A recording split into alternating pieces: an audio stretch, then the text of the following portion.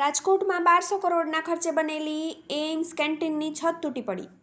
વિદ્યાર્થીઓમાં નાસભાગ. રાજ્યના અનેક વિસ્તારોમાં છેલ્લા 3-4 દિવસ મેઘરાજાએ ધમાકેદાર બેટિંગ કરી હતી, જેના કારણે કેટલાક જર્જરિત મકાનો કે બિલ્ડિંગ પડવાની ઘટનાઓ બની હતી.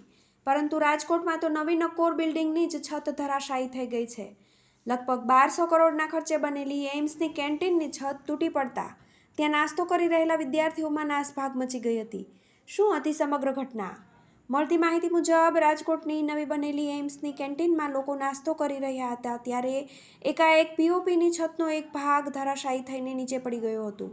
રાજકોટ એઇમ્સના સત્તાધીશો દ્વારા દાવો કરવામાં આવી રહ્યો છે કે છેલ્લા ઘણા દિવસોથી સતત વરસાદ વરસી રહ્યો હતો, જેના કારણે છત પર ભેજ લાગ્યો હતો અને આ ભેજના કારણે જ પીઓપીની છતનો એક ભાગ નીચે પડી ગયો હતો.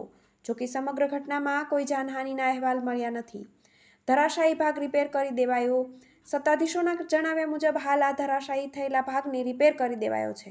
સમગ્ર ઘટના દરમિયાન સવાલ થઈ રહ્યો છે કે નવી નકોર બનેલી એઇમ્સ, જેના આટલા વખાણ કરવામાં આવી રહ્યા હતા, ત્યાં ફક્ત 3-4 દિવસના વરસાદમાં જ આ રીતે છત ધરાશાયી થવા લાગે તો વધુ વરસાદમાં આ બિલ્ડિંગ અડીખમ ઊભી રહી શકશે કે કેમ? TV18 news, Rajkot.